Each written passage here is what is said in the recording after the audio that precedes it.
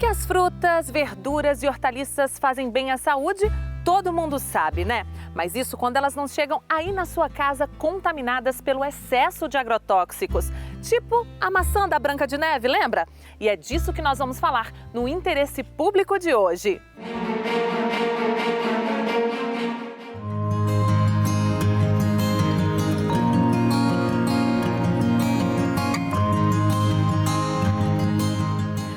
Tá vendo esses brócolis aqui fresquinhos?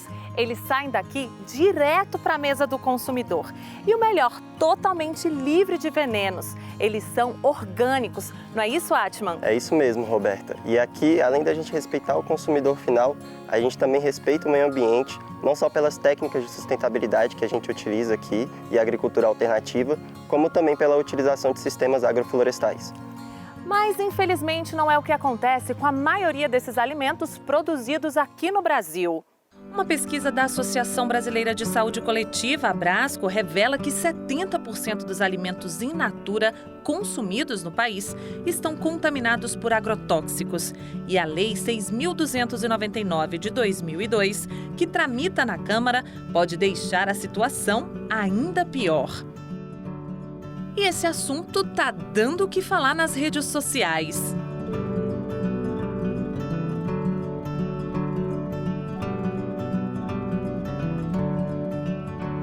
E tem mais. Dados da Organização das Nações Unidas, a ONU, mostram que os agrotóxicos matam 200 mil pessoas por ano vítimas de intoxicação.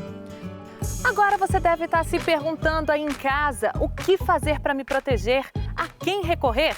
Fique ligado no programa de hoje que tem muito mais sobre esse assunto.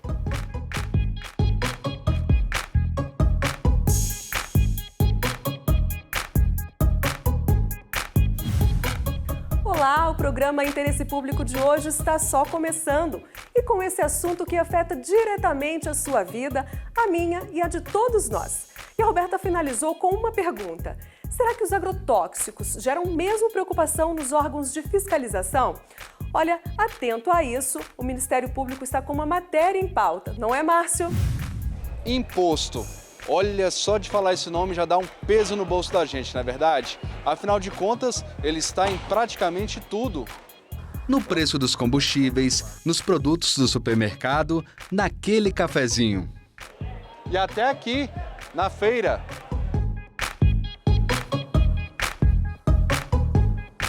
Tudo bem, vai. A gente nem sempre encara os impostos com bons olhos, mas eles são importantes para o desenvolvimento do nosso país. São dos impostos que o governo tira o dinheiro para investir em saúde, educação, segurança e para movimentar a economia, o governo até reduz o imposto de alguns produtos, mas às vezes essas medidas geram polêmicas. É o caso da isenção fiscal de agrotóxicos. Em 2004, foi aprovada a Lei 10.925, que reduz os impostos para a importação e comercialização do mercado interno de fertilizantes e defensivos agropecuários.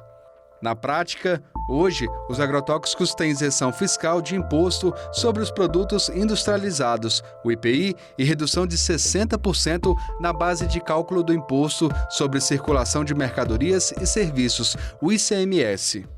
Mas quais são os impactos dessas medidas na nossa economia? E mais, quais são os impactos na nossa saúde e no meio ambiente? Para responder a essas perguntas, o Ministério Público Federal, em parceria com entidades de direitos humanos e a Associação Brasileira dos Membros do Ministério Público de Meio Ambiente, realizou uma audiência pública na Procuradoria-Geral da República, em Brasília.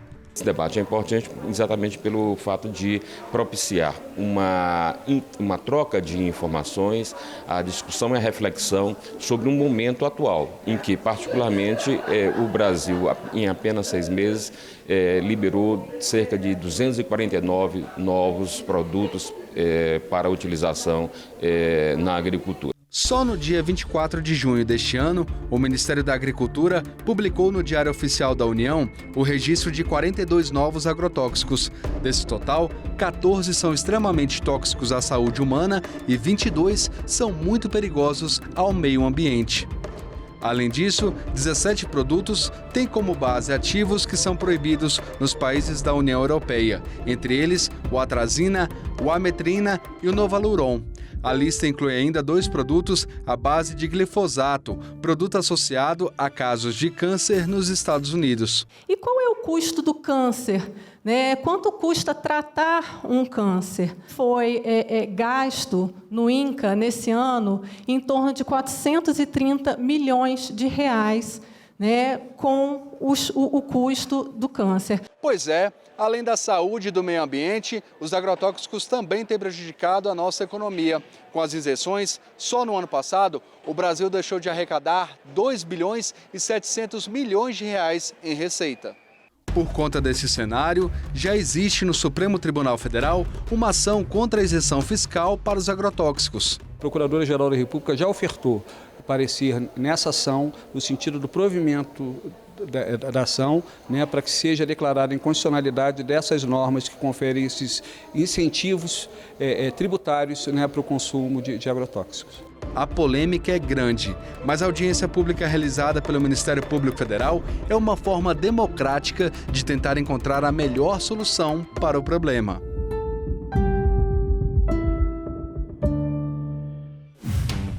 Valeu, Márcio! Fique com a gente porque vamos falar novamente sobre agrotóxicos no IP de hoje, que tem muito mais. A primeira reportagem de uma série sobre o afundamento do solo em bairros de Maceió, o chamado caso Pinheiro. A preservação das línguas indígenas foi tema de um encontro em Santa Catarina. E em Itanhaém, litoral de São Paulo, um importante conjunto arquitetônico vai ser restaurado graças aos esforços do MPF. Evasão de divisas. A gente vai explicar quais os prejuízos desse tipo de crime para o país.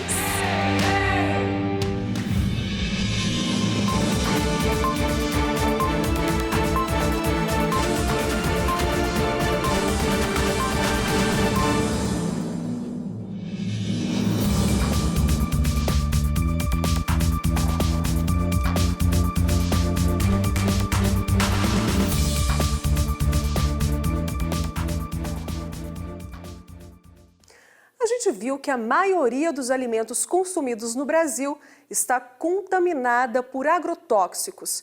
Essa é uma questão de extrema importância e tema da entrevista do Interesse Público de hoje. É com você, Roberta. Eu estou de volta agora para conversar com o Procurador da República, Marco Antônio Delfino. Seja muito bem-vindo, Procurador ao Interesse Público. O senhor que é coordenador do Grupo de Trabalho Agroecologia do MPF, não é isso? Exato. Procurador, o Brasil é um dos maiores consumidores de agrotóxicos no mundo.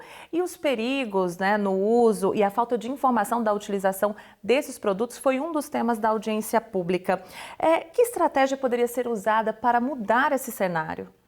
A estratégia, nós entendemos, fundamental é uma presença maior do poder público. Você tem um consumo elevado de agrotóxicos, mas você não tem uma infraestrutura que seja compatível com essa produção. Nós não temos laboratórios, nós não temos uma fiscalização que acompanhe, por exemplo, a velocidade com que os agrotóxicos são registrados, são produzidos. É necessário que nós temos fiscalização nos portos, para verificar se os produtos técnicos estão sendo corretamente importados, fiscalização adequada nas indústrias, fiscalização adequada nos utilizadores, nos produtores rurais. Infelizmente, essa fiscalização não existe. E, obviamente, monitoramento muito menos, que seria monitoramento de resíduos, por meio de laboratórios, toda uma rede de laboratórios que, felizmente, também nós não temos. Agora, quais são os impactos da utilização desses agrotóxicos, dessas substâncias, tanto para a saúde quanto para o meio ambiente? Que alternativas poderiam ser tomadas para evitar esses prejuízos? Uma tributação diferenciada, uma tributação que, adotando, por exemplo, o modelo da Dinamarca, adotasse uma tributação menor para agrotóxicos, que nós chamamos de biológicos, e uma tributação maior para aqueles que são químicos, ou seja, forçando, por meio da tributação, que o produtor adquira produtos que tenham menor impacto tanto à saúde quanto ao meio ambiente. Qual que é a posição do MPF quanto aos benefícios fiscais concedidos aos agrotóxicos? Qual o prejuízo para o Estado com essa baixa arrecadação? Nós já opinamos nessa ADI, por meio da PGR, no sentido de que essa isenção, ela efetivamente é absolutamente inconstitucional. Nós entendemos que, em face dos impactos à saúde e ao meio ambiente, deveria haver uma tributação nesses insumos, justamente porque eles têm um custo ainda desconhecido, tanto à saúde quanto, né, ao meio ambiente. Por exemplo, o caso do paraquat. O paraquat talvez não seja um dos casos mais emblemáticos disso. O paraquat, para ser utilizado, você tem que assinar um termo de consentimento em que você reconhece que aquele produto causa mal de Parkinson e causa mutações genéticas. E esse produto, ele é isento. É um produto que acaba não tendo a tributação que custearia o sistema de saúde. E que ações e medidas o MPF pode tomar nessas questões? Bem, são ações diversas, né? Nós temos, por exemplo, ações determinando que haja reavaliação de agrotóxicos, né? Ações que correm aqui na PRDF, ou seja, para que agrotóxicos que efetivamente tenham sido banidos de outros países, igualmente sejam banidos do Brasil. Ações voltadas também para que o monitoramento de resíduos ele ocorra no Brasil, ou seja, monitoramento especialmente da água para consumo humano, né? Nós temos um monitoramento deficiente de alimentos e mais deficiente ainda de água e, obviamente, ações voltadas para a fiscalização. Muito obrigada, procurador, pela participação. Eu que agradeço, muito obrigado. E o Interesse Público continua, você vai ver depois do intervalo.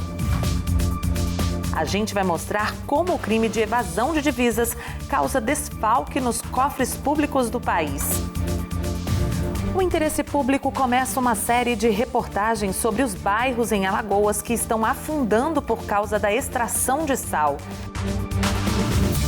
Até já!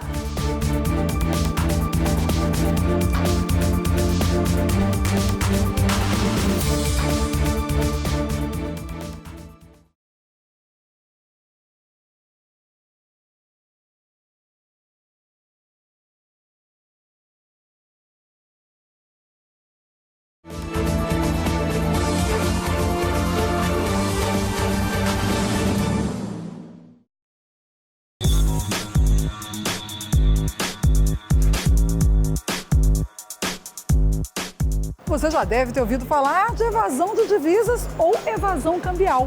Mas você sabe o que isso realmente significa?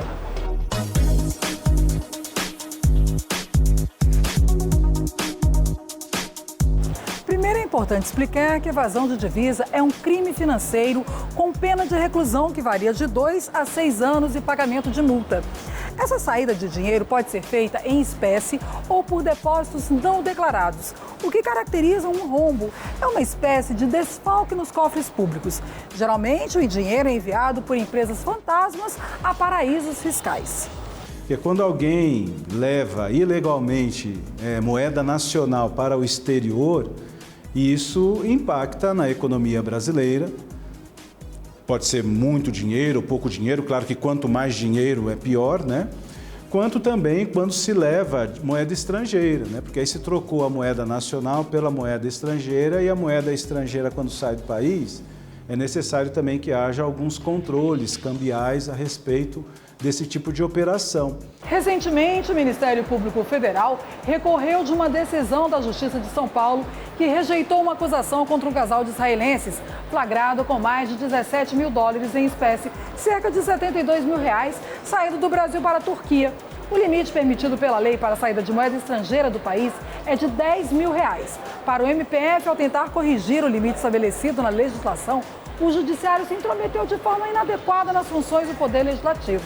É o Ministério Público Federal atuando como fiscal da lei.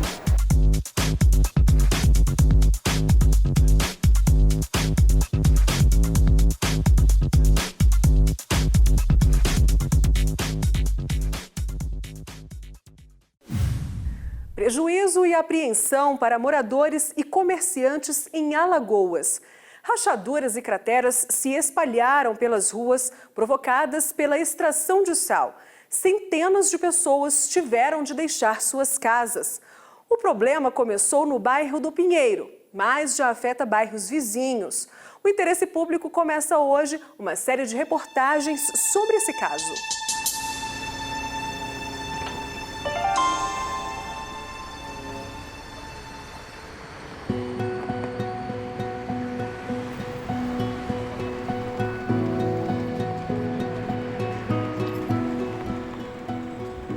Casas desocupadas, estabelecimentos comerciais de portas fechadas. Esta é a realidade do bairro do Pinheiro, em Maceió. Nesta região central da capital alagoana, até meses atrás viviam e trabalhavam cerca de 30 mil pessoas, com um comércio que chegava a movimentar 5 bilhões de reais por ano, de acordo com a Federação do Comércio de Alagoas. Após fortes chuvas em março do ano passado, foi sentido um tremor de terra aqui no Pinheiro e nas regiões vizinhas. Logo, ao longo do tempo, foram surgindo rachaduras cada vez maiores em casas e prédios. Em maio deste ano, um relatório do Serviço Geológico do Brasil, CPRM, apresentou a causa: a extração de salgema pela indústria cloroquímica Braskem. A Braskem furou poços em cima de uma falha geológica. Com isso, 2 minas coalesceram em profundidade.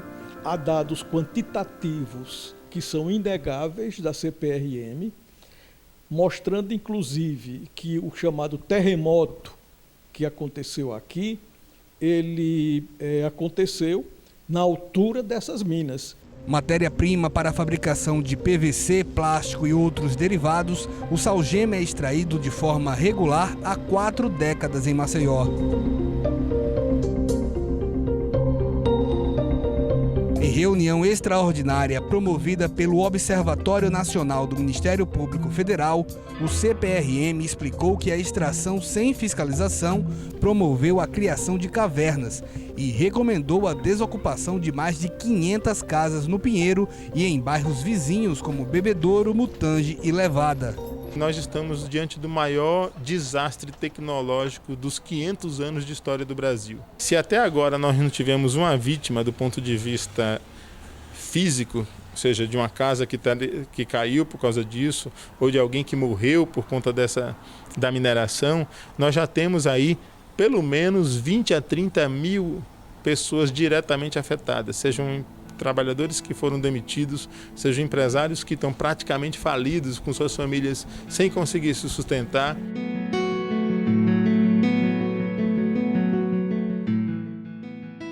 Há vidas humanas envolvidas e elas são mais preciosas do ponto de vista da Constituição e de uma defesa de uma sociedade sadia do que qualquer outro interesse.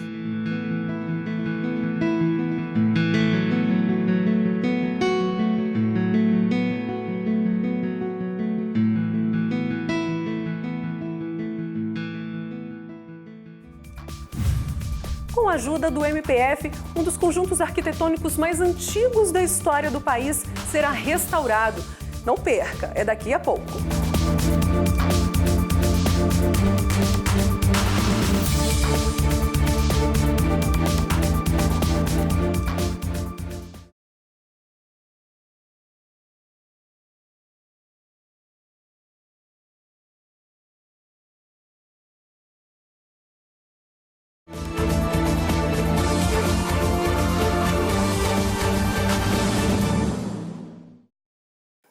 A Unesco, Organização das Nações Unidas para Educação, Ciência e Cultura, instituiu 2019 como o Ano das Línguas Indígenas.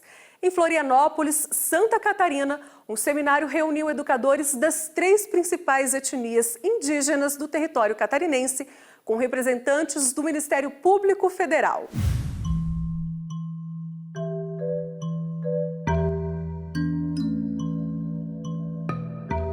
As diversas culturas indígenas se revelam de uma simplicidade apenas aparente, de uma sabedoria ancestral, integradas em harmonia à complexa rede de sustentação da vida, são bem pouco referenciadas nos livros de história. A língua não existe incorpora o indivíduo, é um contexto. Então, a espiritualidade, a linguagem está na alimentação, nos hábitos alimentares, e na língua, o ensino da língua, das histórias e a preservação da natureza. A voz das aldeias ainda ecoa um tanto deslocada também nos espaços de poder reconhecidos pela cultura oficial. E não só em forma de canto na língua nativa, mas em bom português, no falar dos indígenas com títulos de doutores, formados nas academias do saber de nível consagrado como superior, para assim, finalmente, se fazerem ouvir com respeito e consideração, conforme reza a lei suprema do país. Lá na década de 80, principalmente no pré-constituinte e quando se deu a constituinte, a gente percebeu a sociedade brasileira muito envolvida com a causa dos povos indígenas. E é isso que a gente precisa nesse momento, que a sociedade brasileira esteja envolvida com a causa dos povos indígenas, que nos reconheçam enquanto os povos originários, que nos deem vez e voz para que a gente possa pautar quais são as nossas necessidades.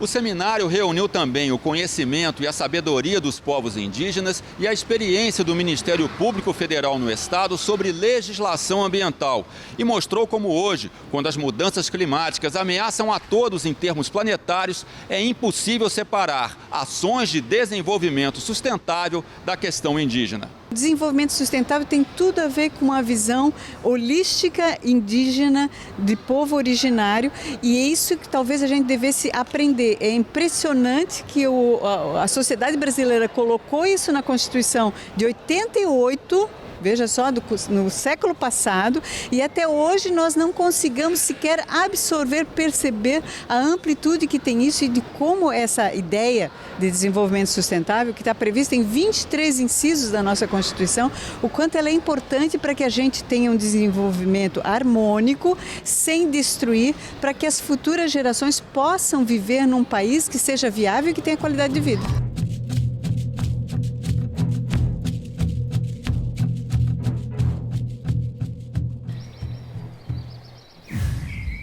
Em 1533, foi erguida em Itanhaém, litoral paulista, uma das igrejas mais antigas do país, Nossa Senhora da Conceição. Junto com o convento, a igrejinha forma um conjunto arquitetônico dos mais importantes, tombado pelo patrimônio histórico e artístico, e que está fechado por causa de danos da estrutura, mas, felizmente, por pouco tempo.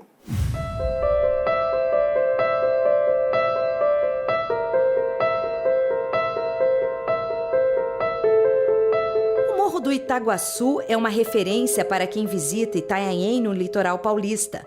É lá no alto que está a igreja Nossa Senhora da Conceição, uma das mais antigas do país, construída no século XV. Segundo historiadores, esse foi o primeiro templo de devoção a Nossa Senhora da Conceição erguido no Brasil. Na época, o local se tornou um ponto de peregrinação.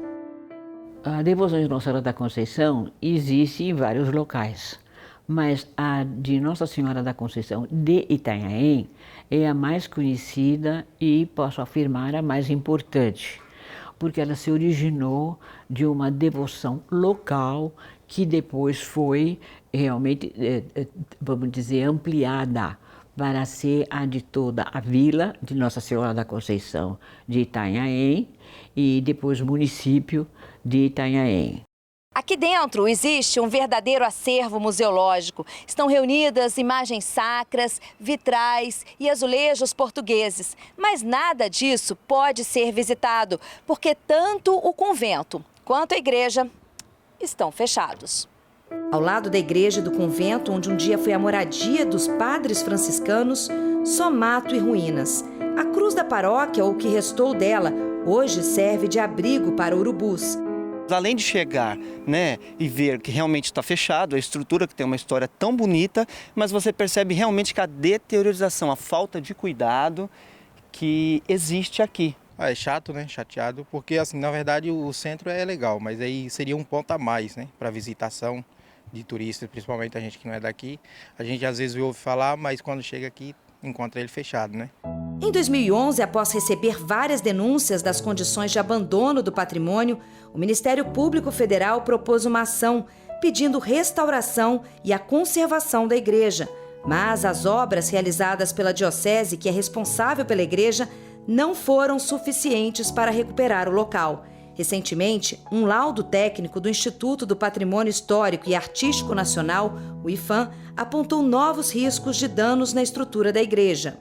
Alguns reparos foram feitos. Na parte elétrica, por exemplo, o IPHAN contratou um projeto, mas não ficou uma solução completa. Tinha algumas soluções muito provisórias, segundo o que foi apurado posteriormente pelo IPHAN. E na parte de alvenaria também algumas intervenções foram feitas, mas ainda persistem algumas intervenções a serem feitas na cobertura, no telhado, e o telhado com falhas ele compromete várias partes do restante da edificação. Segundo o procurador, o IPHAN e a Mitra Diocesana vão realizar juntos o restante das obras. Os trabalhos foram divididos em 3 etapas e devem ser concluídos em pouco mais de 2 anos.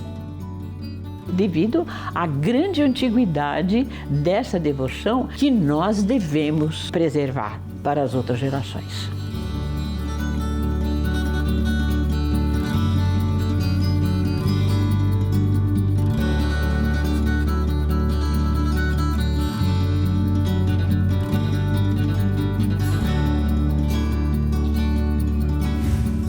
Chegamos ao fim do Interesse Público com as imagens dessa série que começamos hoje. Não perca no próximo programa a segunda reportagem sobre o caso Pinheiro.